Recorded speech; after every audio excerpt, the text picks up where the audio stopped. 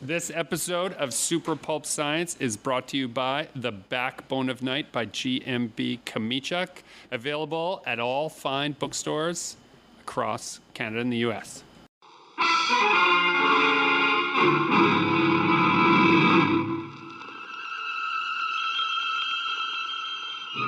Attention, citizens. It's time for Super Pulp Science. This is Super Pulp Science, where we talk about how a genre gets made. I am here with two very special long-term inmates of the podcast, Dan Vadeboncoeur, our producer extraordinaire, and Justin Curry, known the world over as Chasing Artwork, back from the wilds of San Diego. Welcome, Justin. Hello. Welcome home. I'm back. So the weird thing about San Diego, and we notice this every single morning, is overcast. I think that has something to do with it being on the ocean, but it's cloudy every single morning, and then around 10 a.m. it gets really sunny and nice. And that is like, it was consistent the week we were there. Our friend Ian is staying a couple days later, and that was the forecast for every day after. Like, I think it's where they are, how the ocean works with weather. It's always overcast first thing in the morning, which is the only time we're outside. And then by the time we're leaving the convention, the sun is setting. So, are you a San Diego resident? Is Justin full of shit? Leave a comment somehow online. This is why you didn't get any sun, because the show is in full swing by 10 o'clock. Yeah. Yes. And we are trying to get there early to actually walk the floor, because if you didn't stop anywhere on that floor, you just started at one end and briskly walked to the other, it's got to be like a 25 minute walk. If you didn't stop to like turn your head. That's like 3 kilometers then. It's something like that. It's ridiculous. You can't see one end from the other. It just goes and goes and goes. Yeah. How was it? It was nuts. It was crazy. It's a 5-day event. It's a Wednesday. Oh yeah, public service announcement, because this happened to like 2 people that I know. They didn't realize it started on Wednesday. Wednesday has like San Diego Comic-Con has Wednesday preview night, where it's kind of like the real VIPs and the professionals get in Wednesday from 6 till 9 to, I don't know what the purpose is. Have access to the show before anyone else. Yeah. So it's preview night. So our buddy Drake / Quirkalicious did not realize that the show started on Wednesday and was just taking his time setting up, and then suddenly people with attendee badges were in front of his booth. And so he had to run back to the hotel and grab his inventory, because he had just brought his display thinking he had a whole other day. He was just chilling. Yeah. Well, Drake, Quirkalicious, like Justin Curry Chasing Artwork, was probably pretty relaxed, seeing as how he was in 2 places at once. You both were, you buggers. That's which right. is what I will let the dear finally listener in mastered on. cloning? Is that what's happened? Yes, that's right. The Ai-Kon 20th anniversary show was this past weekend in Winnipeg, and Justin's booth and Quirkalicious' booth were both there, even though they were not. It's the first time I've missed Ai-Kon since, I think, 2010. Right. And I think that's what I was going to say. You were a regular attendee, but the shift in dates and times just made it improbable. Hit me hard this year. It is the year that all conventions are coming back. So all my tables are 2019 leftover tables that are the event's finally happening. So I have a couple conflicts that I hadn't planned on. It's just the way all the shows are coming back and changing around their dates, and now suddenly you have tables that you bought in 2019 that are all conflicting. So it's going to be a busy summer yet. Mm-hmm. Not to take anything away from possibly the largest convention on Earth, Ai-Kon. It was the largest Winnipeg Ai-Kon, I think, that they've ever had. Their 20th anniversary. They expanded the space, and they, talking to the organizers, said they gave themselves more room, thinking, if not everyone attends, but enough people attend, that'll at least, there'll be some breathing room. Safety-wise, just a little more spread out. Concerns and things like that. I think they announced that it was their best attended Ai-Kon ever. Wow. And I can confirm that it was the happiest crowd of convention attendees I have seen back. I've done a number of shows since things have opened up a little bit, but none that had so much raw joy on display as the people came in. I bet. Yeah. I couldn't go. Obviously, I was obviously, people don't know, I have a job. I have to work on weekends now. I have a new job working at CTV, but I was able to cover Ai-Kon somewhat. as a editorial producer, which just means I write for the web. I write web stories for their website. And, all I have to work with, we knew Ai-Kon was happening. I actually pitched it, I think, on Thursday in the story meeting. I said, hey, this is happening. It's a big deal. I let them know. I guess they weren't interested. They didn't want to cover it. They didn't. And that's kind of how it goes in TV news. Like if there's something else, hey, the Pope was coming, something was happening, there was a bigger deal happening. And that's just the way it goes. That kind of is the nature of it. But we did send a camera. That's always like, they always try to send a camera there to record and see what happened, try and get a sense of what the event was about. And lo and behold, when the camera footage comes in, and I'm not connected to these people in any way, Gregory. I have to say that I'm not, I did not say, hey, go seek out the Gregory Kamishi, go look for the guy with all the old looking drawings and stuff. I did not do that. He was the guy who was interviewed on camera. You're the featured. So they interviewed a number of the least folks. anime-oriented artist at anime. Well, okay. It felt like that was kind of the point of the story. Like what they were trying to get at was, if this is an anime show and your work is not specifically, exclusively anime, it's not manga, right? Why are you here? What gives and you why the is your right- booth busy, and why are people interested? What gives you the right? Not quite like that, but Am kind I of like smelling cultural appropriation? that. Right. Well, so there was a little bit of a tone in the interviewer and in the way the lens was like coming back around. But my work, I think, contains many of the themes that are popular, as I mentioned in the video, and it got covered, and Dan wrote it up on the website, and all this. He had no choice but to make, as they say, chicken soup out of the chicken shit that came down. And I do want to talk, this is kind of my point of this, because I want to talk a little bit about how it works behind the scenes when we're working on these stories, because I got a bit of blowback on it, to be honest. I got a tweet sent at me, and this is part of the job as well. I have to get used to this. My Twitter is just exclusively for CTV. I'm not using it for anything else. And so... I wonder if your blowback and mine is the same. Is about the way it was written? No, not about the way it was written. Well, my blowback is about specifically the way, because I wrote the article, so it was specific to me about the way it was written. But the tweet was about how, basically, they were upset that there was no anime person interviewed or whatever. Now, and I will take responsibility on that. Although, I mean, it's tough, and I certainly don't blame the camera person who goes. That guy's covering 3 or 4 different events in an afternoon, and he's got to be at these places at specific times. So he's doing the best he can. He comes in there, gets a couple interviews, gets a couple of nice shots of the event, and he's out. That's his job, right? So my job is to find something and make something out of that. So I've got your interview. The other interview was with a young person dressed as King DDD, which was very nice and had a lot of great things to say about cosplay and how it helps them feel included. That clip was used in the TV shot, in the TV story. Oh, beautiful. Okay, good. And so that's kind of, and then so I look at that and go, okay, they're using that shot, so I'm going to use Greg's shot. So that's really, it was not and I certainly did not say, and afterwards I realized, oh shit, it just looks like I sent the camera to my friend's table. It was not that at all. I did not even know that they were going to go there. I had no idea. But I thought, well, since they have the interview, I'm going to, use it and I'm just going to capture this moment. It was a nice little moment. They captured, to give another shout out, Scott Tackaberry buying print from you. That's right. And he said he got a great, he's like, I'm here for villainy. And he showed a thing. It was a great shot. And so I'm like, let's just capture this moment. So I just wrote up that moment. And in that moment, I wrote up, and we always consult with the other people who went there. So I talked to the producer of the TV news and I said, can you give me a sense of how many people were there? What was the attendance of the event? And we generalize in these things. We say hundreds, we say thousands. I said hundreds, is it thousands? And they said hundreds. And I said, okay, that seems fair given the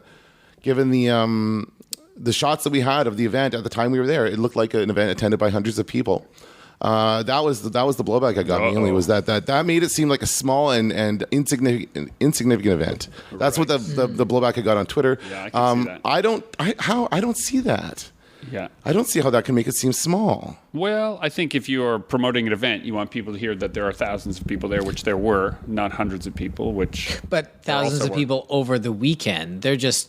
I'm just talking about in them. Well, that's true. And yes, it gives I'm you a just false... thinking it from the perspective fair. of someone That's fair. who is trying to champion the event in general. Right? Yeah. And also, if you're trying to champion the event in general, I also mentioned to the camera guy, you should probably find someone more anime to, and there's B-roll of me saying that exact thing. I'm sure there is. Find someone, who is specifically doing manga, specifically doing anime, and interview them. I'm happy to talk about how I fit. But you're not even in the Artist Alley. You're a vendor. That's right. Well, I was Artist Alley adjacent because they put me... Were you near the entrance, Gregory? Right by the entrance. Yeah, there you go. I'm sorry, but that's the all the time that went into that decision. An East Side murder case, the way I see it, it's a banner headline, front page, with maybe one picture. There's only one P in rapist. Lois Lane, say hello to Clark Kent. Told you one P. Lois Lane, how are... Something I'm learning about news that they are so stretched thin, especially on weekends. Yeah. So he does not have time. We did not have time. Like if you really want that kind of coverage from a news organization, pitch it to them early. Into their Do some of the work for them, right? Email ahead of time. I did not see any emails come across saying, "Hey, Ai-Kon's this weekend. Hey, Ai-Kon is happening." I knew it was happening, but nobody else in my newsroom knew it. Even though I said it, they need something else kind of backing that up. Maybe And we talked about this on the show before about the sending a press kit and having a bunch of talking points almost set up for the person writing the article. Right. Yeah, not necessarily that. I don't like to have talking points written for me, but what I want is, that's a good idea though, because it does give a lot of background information. Mm-hmm. And I will say, to take some responsibility, I did not include a ton of information about the event itself. It was really meant as more of a, hey, this is a snapshot of a moment. There's something fun happening downtown. Here's a thing, right. And it's boom off into the news cycle, and it's gone and forgotten. Also, aren't you trying to appeal to people who don't know about this event? Yes. And the person who got angry is somebody who has been going to this event for years and knows all about it. Interesting point of view, right? Yeah, sure. But I found, so I come to the show the day later, and I find myself apologizing, not because they were making us think about it or anything like that, but the show organizer, and I just said, listen, I saw the image, I saw the clip.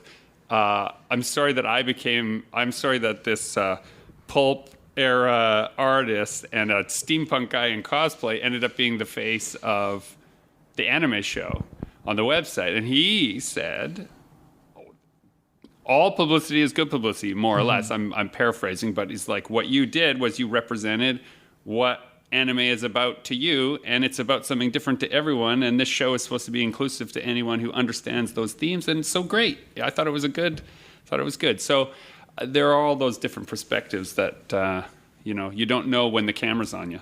Well, and I certainly, again, I didn't mean any disrespect. I didn't mean to convey anything negative by saying hundreds. I was just trying to be accurate. That's all. I don't want to inflate the numbers. I don't want to say thousands. I actually think there's a lot too much weight put on to attendance numbers. Yeah. And that, this is the value of the event, is that we got this many people to come to it. Sure, agreed. I don't think that's important, as important as it should be. Yeah, let's shout out the real value to the Ai-Kon. I got a long list of things I can say good about the show. Oh, but sure. The real brief ones as an attendee. I show up with Justin's booth, my booth, and George's booth. George McHale was also a guest of the show.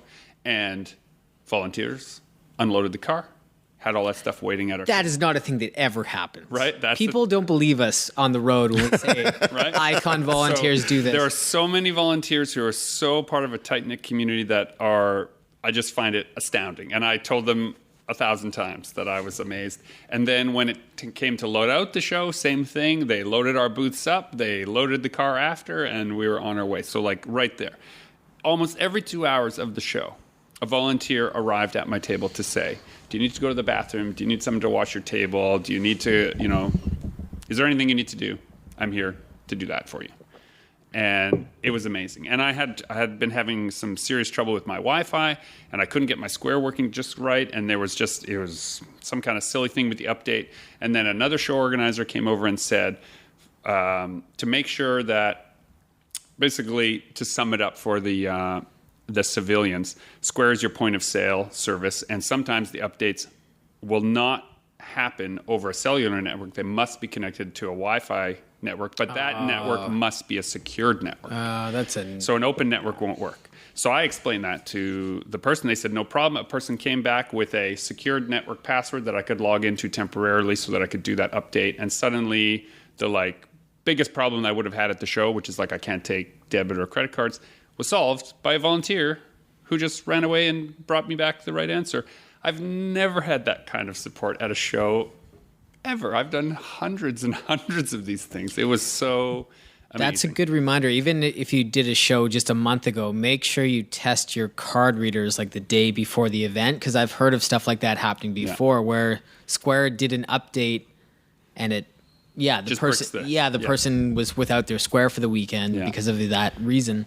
But also, as the entire country of Canada learned recently, all that crap can go out the window at a Yeah. heartbeat. Like, really, it's all so fragile. I carry cash with me at all times now. Oh, good. So, Muggers, take note. Muggers who are listening to this podcast. like $20 tops. That's all I need is $20. No, seriously. No. The other thing I'll say about the anime show, and then I'd like to ask you some questions about San Diego, is that so many people stop by. I saw this happening everywhere. All kinds of different booths. They were just like, attendees of the show to just say hi and like welcome back. There's like people in cosplay. I don't know what happened or if it was like did this become a trending behavior or like whatever it was, but there was just this like effort made by attendees, a part of that community, to go and just welcome everybody back to the show. And these were just like regular customers. These weren't the volunteers, or if they were volunteers, they were also part of the regular attendees. And it was, it just made the whole thing feel like, okay, even if this goes horribly wrong, we have a huge backup of people and to support. And it just made, a very large event after a very difficult time seem like a thing that we could all handle. I just shout out to Ai-Kon, our favorite. Yeah, and I apologize. I was not meaning to, just to kind of wrap that up, I was not meaning to be disrespectful. We did update the numbers. Everything's on the website now. It's all accurate. You can see it was like 8,000 tickets or something. It was really good. They did really well for ticket sales. And I'm so sad that I missed it. I was like, and on top of all this, I had COVID. I was at home with COVID all weekend. So I'm working from home, and I'm like, like if I'd been working from their office, the downtown office is like right down the street from the convention center, I could have just popped on over for an hour. But unfortunately, I was not able to do that. Did FanQuest have a table there? No, not at all. No, there's nothing. No FanQuest stuff. But you know who did have a table there? Was the people who run the Winnipeg Comic Con right. and the Montreal Comic Con. By the way, they sent me an email because I know their communications person asking me to sign for the press kit and everything. So I'll be well in hand for their stuff. That. Yeah, they're organizing that show also very well, and it was a really neat thing to see too what other people would see as competing events.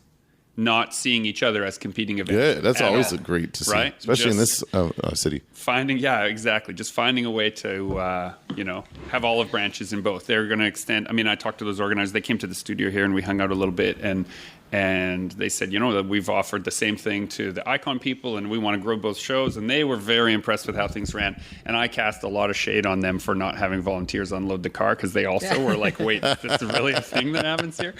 So Ai-Kon's setting the bar too high. Yeah, setting the bar very high. So shout out to Ai-Kon. You guys are awesome. San Diego, though, a much larger juggernaut in the industry, has been around since the tiniest first little basement show since in San Diego. 72 or something. Yeah. And they were expecting hopefully 100 people, maybe 1,000 people. Yeah, kind of thing. And it has grown to be a juggernaut of entertainment. And I mean, a lot of people who are listening to this will say, yes, it stopped focusing on strictly comics. There's no denying that. But did you. That's so old, that argument. Right? Now. So did you. You stopped focusing on We're well past that comics. point. So I think we got to let that go and just say,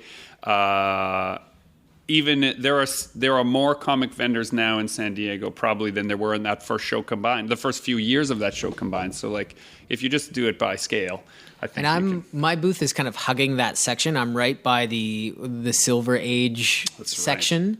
And every single one of those booths is just tables and tables of those white comic book boxes and people flipping through. Yeah.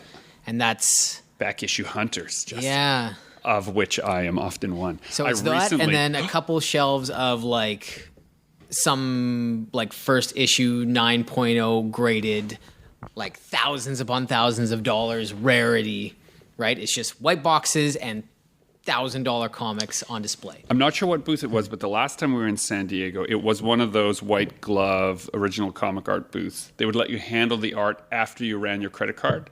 So you could, they would give the art, you'd run the credit card. If it was $900 and you wanted to see it out of the glass, you had to run $900 on your credit card, then they'd hand it to you.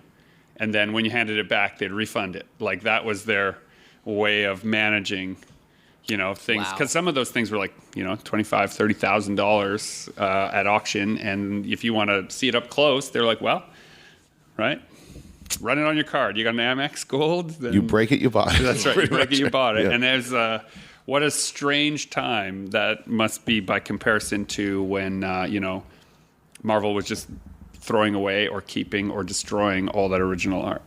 The Son becomes the Father, and the Father the Son. This is all I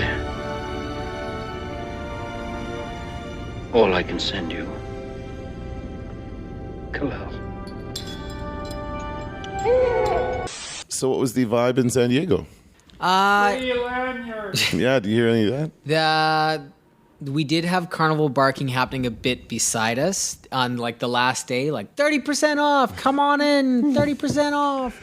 And a couple aisles down, there was an artist who had like built like it was clear the artist was behind the booth, and in front he had, I don't know if it was his buddy or somebody like that was shouting at people to come and look at the art.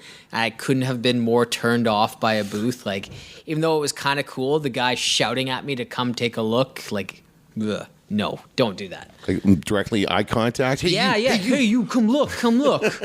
It's really cool. Got to check it out. I'm like, I am. Was he from Brooklyn? Never checking So he's that out. like a Slipped into an wingman, accent table there. wingman, kind of. Yeah, and then the artist just like looked like he was not embarrassed by him, but he was just like not engaging at all. He was just sitting behind the table, drawing away. So maybe it's somebody who's really not sociable, and he thinks this is the way to. It sounds like the beginnings of a good idea. Like if you are not very social, if you're a real introvert, you could find an extrovert to help be your hype person.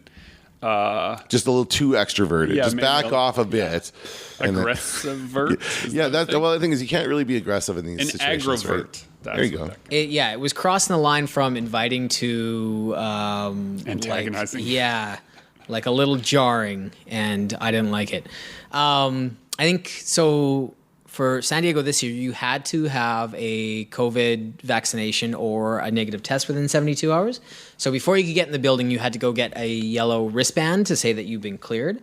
And then masks were mandatory, so every single person was masked up, which is nice in an event that big, but was like really juxtaposition with Montreal the like weekend or two before, where like 90% of people were Where, unmasked. like you and I were wearing masks Yeah. and nobody else. Yeah. Yeah, most vendors wore masks, but none of Yeah. the attendees were. So it was like kind of jarring in that way, especially, this is my first time in America since COVID, and all we see on the internet is, they're taking it pretty laissez-faire. I also heard from Montreal locals saying that they had, they were laughing at the laissez-faire nature of Winnipeg's lockdown restrictions compared to Montreal in the heart of lockdown. So I think they were done with it more than we were.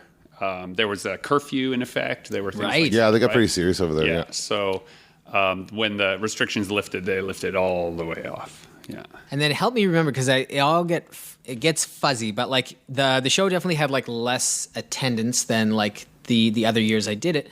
But Sunday was by far our busiest day. So At like Montreal? No, in San Diego. So like Wednesday to Sunday, you can look at my credit card transactions, and it's just just like climbs and climbs and climbs. And Sunday, shortest hours, busiest day by far. All the tire kickers came back.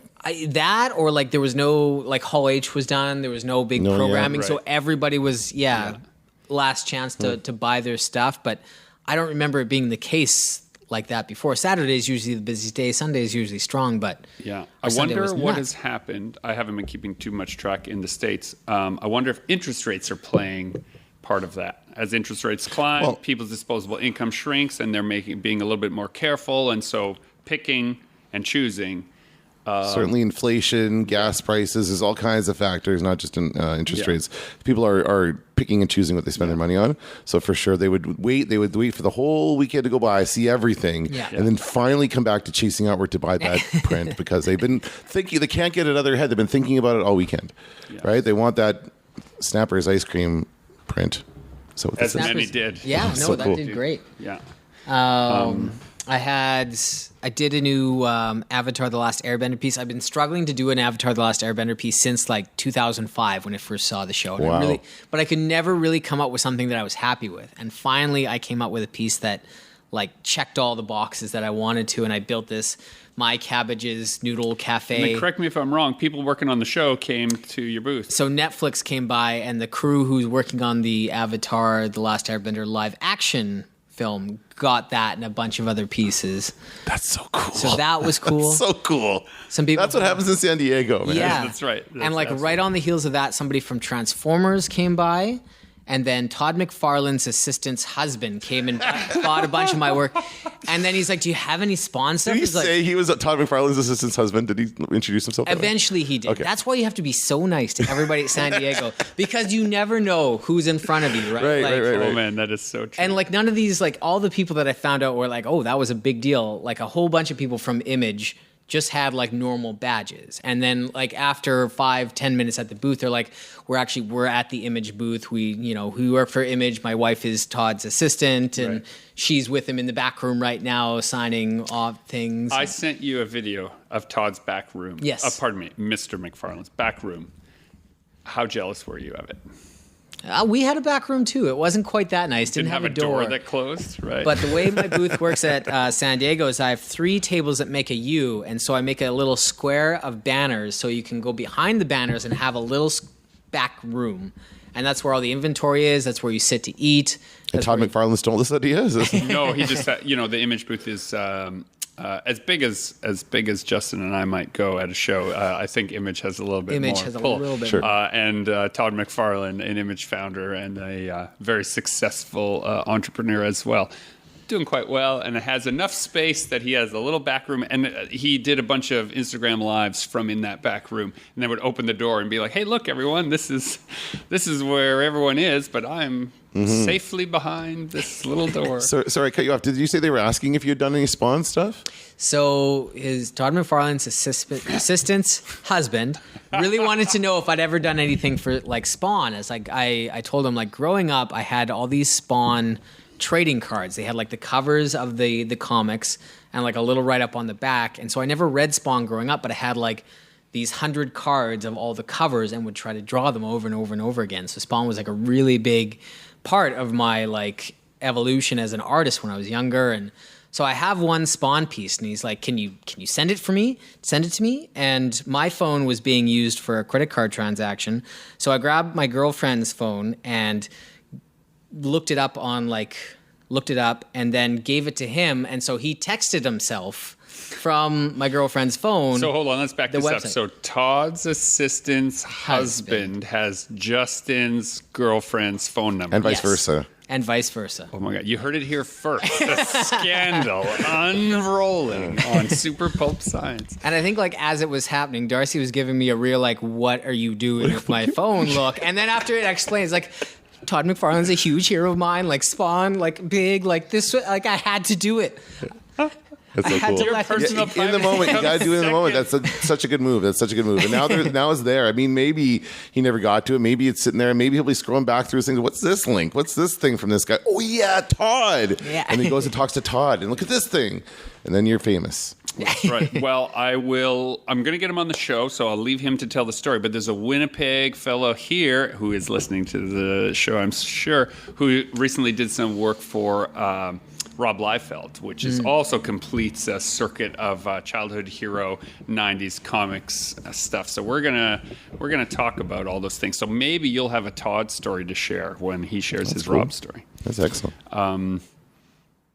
What was traveling to the States like? Was it any different? Was it the same? It was all pretty much the same, except for at the Winnipeg airport, WestJet had 2 people checking in 3 full flights of people. So it's 4 a.m, and there are literally like 250 people waiting to get checked in. And there are 2 WestJet employees. And 20 minutes in, one of them has to go to the gate. So there is one girl checking in hundreds of people.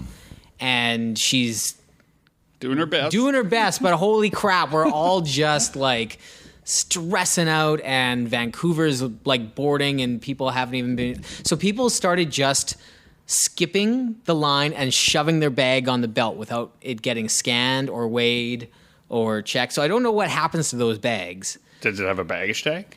It had a baggage tag, but she hadn't scanned it in. Yeah, if it's and not- she hadn't weighed it. So I can't imagine that works. No, there's no way that works. There's no way that works. If it does work, you heard it here first. Stop saying that. So that was the biggest point of stress, was the like 2-hour wait to just like we'd been checked in, we had our baggage tags, we just had to wait for the nice lady to scan them in, but we had to wait with a couple hundred other people that needed the same thing. And every other person needed not only to be scanned in, but like checked in and like get their tickets and we're doing this and we're doing that. It's got everything. It's got sex, it's got violence, it's got the ethnic angle. I mean, look Yeah, at so it. is a lady wrestler with a foreign accent. Ken, can you open this? Oh, sure, Mr. White. This could be the basis for a whole series of articles, Making Sense of Senseless Killings by Lois Lane. When I was on my way home from Montreal, I had the oversized bag, and I'm not very familiar with the Montreal airport. Oh, looking for that oversized. And so and it turned out if I had explored a little bit, I could have seen the English sign, but from where I was, I couldn't see it. And so I'm in the line waiting to get help, but all I'm really doing is scanning. Someone will have an oversized bag before me, and then I'll just follow that person. So if anyone wants to pull up the CCTV camera, there'll be a moment where it looks like Spy Gregory has spotted his target and then immediately starts following him through the airport until he finds the oversized bag. Because it's really hidden, the Montreal, like the oversized is like, it's like tucked away in this little room. Yeah, especially if you're at the Air Canada booth. So, yeah. But so you have to go on to Darcy did all this was Darcy's job, so it like really took some stress off me. She figured out the little COVID forms that we needed to get down there. You got some stuff scanned, and then on the way back we got some stuff scanned, and then they're just doing randomized testing. So you kind of just say you're coming back into Canada, and they'll just give you an alert when you land if you need to go get a test or not. And none of us did. Wild. Interesting. Well, it's good to know we've moved that quickly now. Yes. Right? Yeah. And it seemed like, I don't know if this was just, it's been a while since I went to the States, but it seemed like Border Security was like excited that we were there. They're usually very like austere and stone-faced. They are, yeah. But they were like, hey, how's it going? What's in San Diego? Comic-Con, that's so cool. Are you going to dress up? They And I'm missed like, it. They what missed is it. Like, this? of course they did. I mean, I would have too, right? Not Border Security. Usually it's just like, A border security person is probably reviewing this podcast right now, finding that person. You have a friend in Homeland Security, don't you? You had a friend you made in Montreal. In Montreal, a person who works for Homeland Security did mention that they worked for Homeland Security, gave us their contact, and said, occasionally your job sounds suspicious to a border security person. Okay. And that as long as you're not, committing an actual felony, if somebody suspects you of a felony and you're just simply saying, no, I sell comics. I make comics. That's really my job. That's why I'm traveling so much. You can give me a call and I can vouch for the fact that you are a professional person who I've seen in a professional capacity. Apparently it's like, I don't know how this all works. Anybody from Border Security can leave a comment. That's pretty cool. I got to say, that sounds like a good setup for a movie or something. Yeah, here's my even card. funny. If you have any trouble, give me a call. Yeah, if they weren't. Right? And so they just love to troll people and then wait until they're in a lot of trouble. And then when you phone them, they're like, yeah, buddy, I can't help you. Sorry. Right? Yeah.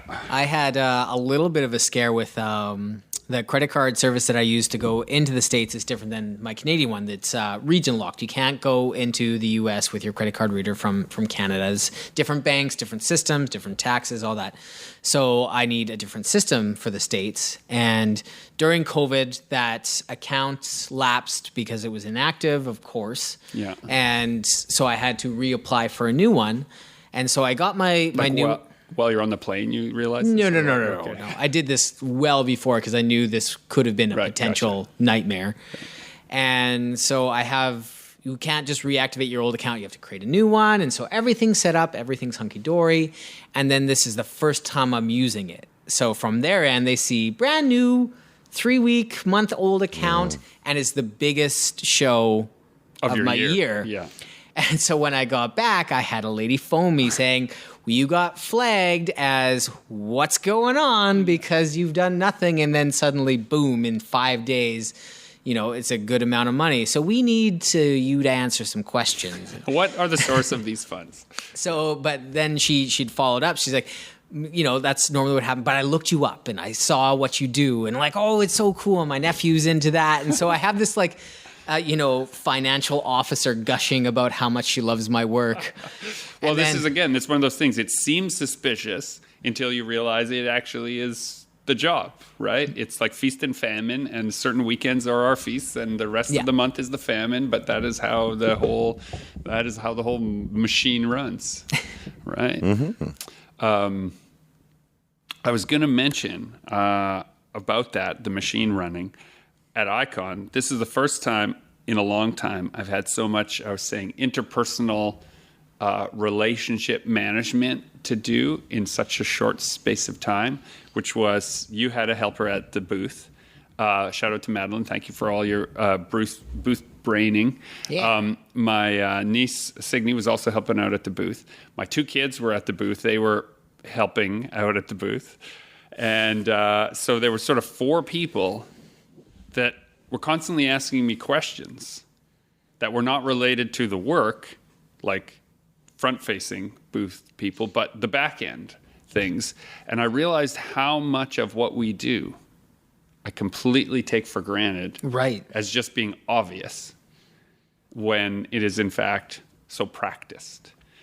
And I knew that, like, as we sat down with Madeline before and kind of explained what would happen, and as we're doing this, like, I know we're missing 100 things that we take for granted. And I imagine you had to address and answer. Yeah. And they're all minor. They're all very minor things, but they're, it's a, no plan survives contact with the enemy kind of scenario, right? Once the customer is present, right, they will ask a question that we haven't foreseen, but there are some standard ways in which we handle those questions. And so just training those things. In Justin's case, because the artist behind Chasing Artwork was not, in fact, behind the booth at Chasing Artwork. A lot of people want their work signed. They're used to having it signed when they're there. A lot of people are used to being able to ask him for a deep cut from his catalog, like, oh, you used to have this. Where would I find that? And he would have a ready answer. I've been around his booth long enough that I knew those answers, but our first day of the show was a lot of training. Training, I guess is the only word for it. Training our helpers to be able to help people in the same capacity that you just so effortlessly managed to weave into conversation, and it doesn't feel like customer service. It just feels like how we navigate our little worlds. And so that was an interesting thing for me because we've been talking about sending proxies to other shows, right? We can't be everywhere. And, and I was going to ask, did you find that made a difference? Did you get anybody upset that you weren't there or disappointed you weren't there or anything like that? Or? No, I got like 1 or 2 messages asking about following up, coming to the studio sometime in the next. And that's what I told Madeline, if there was something that somebody really wanted that she couldn't get them, we're local, right? We can set up a studio visit where people can come here and check out the older catalogs and the other random stuff that I can't bring to every show. You'll appreciate this. More than one of your customers who know that we share a studio, when I mentioned you were in San Diego, said they didn't mean it to be quite so condescending, but they're like, oh, one day you'll get to go there. Whoa! Sorry, it was like you'd been called up. Keep it up, Greg. You'll get there. Yeah, if I just enjoy the fight, right? Keep working. 6 years of applying. 6 years of, like, the second San Diego ended, I sent in my application, and I only got in last second because somebody dropped out of their booth. And when did that happen? Sorry, I remember that was a couple years ago, right? 2018. 2018 was my first year. Starting in 2012, you've been applying for tables. Yes, I have been trying to get a table. Wow. Yeah, nonstop. And, there was a number of people I saw related to San Diego saying we're not there this year and quite upset because they chose not to as a result of health issues or what have you, that the show said, well, then your booth is up for grabs now. And so booths that they took them 6 years to get and they only had for a year or two and now they don't have it again and they're back on the waiting list, it caused some consternation, I think. Part of the reason for that is with a lot of shows, if you rebook right away, you save a percentage, right? It's usually like 15, maybe 20%, right? Maybe, probably not even that much, maybe just 10%. San Diego, you save like 30 to 40 to 50% of your booth if you re-up. So it is so cost efficient to re-up. So nobody, even if you had a terrible take sales show, from that show and just put it against. Look, I'm saving $1,500 if I re-up my booth. Yeah. Maybe next year will be better. I'll keep so nobody ever gives up. Just a minute. Now, I realize, of course, that times are tough for some these days, but this isn't the answer. You can't solve society's problems with a gun. You know something, buddy? You're right. I'm gonna turn over a new leaf. Good for you, sir. That's the spirit. See, he doesn't really want to hurt anybody. Right after I rip off this lady's purse. And that weekend is just like you set the weekend aside. You're booked. You're there, and that's it. You're working that weekend. Like you don't have to change not even that. a weekend. It's a week. It's a week of work. It's a week. Yeah, Well, yeah, for actually, sure. that was the one mistake I made this year was I arrived on the Wednesday. The show starts Wednesday at 6. So I arrived Wednesday at noon, had 6 hours to get everything, like collect all my printing, collect my stands, get everything back. But on Wednesday, they closed down the roads. So you can't even get close to the convention center. And they don't allow carts. I thought you were looking fitter. I guess. So I got all my stuff dropped off, like 5 boxes of prints, a box of canvases, like hundreds of pounds worth of stuff, sat on the grass by the Marriott Hotel a block and a half away, and I had to like haul it one at a time. man. You were an ant. You were a little. I was a little ant, and Darcy's just sitting there under a tree, just watch me come back sweatier and sweatier every time. Not knowing that soon she'd be texting the husband of the wife of Todd McFarlane's Todd assistant. McFarlane's assistant's husband. Yeah, they're probably texting right now. Justin. But if you arrive on like Tuesday, you can drive right up to the convention center. You can set up. You can wheel things in. So like even the suitcases, like they don't want you wrecking the carpet. So if you can't pick up your suitcase to bring it into the convention center, you have to go to another hall to get it inside. Oh my goodness. So there was people with like trolleys full of boxes where they would just both take an end and like lift it and carry the hundreds of pounds so they didn't have wheels on the carpet. Oh my it God. was, oh man. It was That sounds like a mayhem. nightmare, actually. Yeah. So the whole time, like, I'm coming Tuesday next year. I'm coming Tuesday next year. This is not enough time. Stressful. Stay in us tonight. Have a nice evening in Exactly. San Diego, Yeah. right? Yeah. That's a good idea. Bananas. Yeah. Absolutely bananas. Yep. How are we doing for time, Dan? We're at 40 minutes, so we could do one more topic. Do we? What else do you want to talk about? There's a What's few next? things. Or do you want to still talk about Ai-Kon? Bunches. My brother show up at Ai-Kon? He did show up. I will say one of the guest highlights for me at the show was Justin's brother showed up at the show. Now, whether you knew this or not, he was part of a special birthday surprise for somebody. Oh. So he and his crew of Dungeons and Dragons role-playing friends surprised their dungeon master by bringing him to Ai-Kon without telling him where he was going, and he only figured out where he actually was. I don't know if he was blindfolded or something, but he said, I'm standing in the elevator, and I finally read the little poster that's in the elevator, and I realize, oh my God, this is where they've brought me. They made it seem like they were going to some boring excursion that they just needed him to come along with, and then it was his like birthday surprise to come to Ai-Kon. So I met your brother's dungeon master. Oh. A lovely individual. Great. And all of his gaming crew, and they were hilarious because I start talking to them about like what is he like to play with? And they said, well, he usually just goes his own way. He does whatever he wants, and we have to try and like keep him alive in the session. When next I saw them in the show, they had not separated the party. They were all together, and your brother was nowhere to be seen. And so life imitated art right there. It was so wonderful. But what a great group of people. And they were also very surprised. I think some of them, it was their first time doing a show like that. And I saw probably 15 or 20 people who self-identified, I've never been to a Comic-Con ever. I've never been to an anime show ever. Wow, this is so cool. That's great. And it was such a neat thing to watch. And like of all ages and varieties of people just like coming to check it out and see what all the fuss is about. And the show was also right next door to the Van Gogh experience. Oh, that was happening there too. That was Cut off also- your ear? What do they do in the experience? Yeah, they cut your ear off, and then Yes, that's what I'm you looking for. live as a poor artist until you're dead, and Until then you go mad, and then you die. corporate America exploits your artwork as a giant roving art exhibit, which is what was at the convention center. So that what they do is they blow up the Van Gogh It's artwork. the projections? That's right, Yeah. projections, so that you literally can stand within the size of a Just as he brushstroke. intended. Just as he intended. Just as he intended. Just as he intended, yeah. If he could, I wonder what he would say. But the I don't know, concierges of that show were standing in the midst of the lines of hundreds of cosplayers who were lining up to see the show, just wondering what is going on? Like they're the purveyors of fine art in one side, and there's about a dozen people in that exhibit, and the anime show has got 8,000 people rolling through, and they had to have been asking themselves, like, wasn't there one year where it was like a hunting, like everybody was in camo and yeah, there was a hunting show. There was a hunting show at the same time as Ai-Kon, and there couldn't have been two different crowds occupying the same convention neckbeards center. and crossbows and like sailor costumes. Sometimes there's a tattoo show. There's a tattoo. One year was a tattoo show. There's always something. It's not quite, because it's Ai-Kon. It's not like going to fill the whole convention center. There's always going to be something else going on. Yeah. But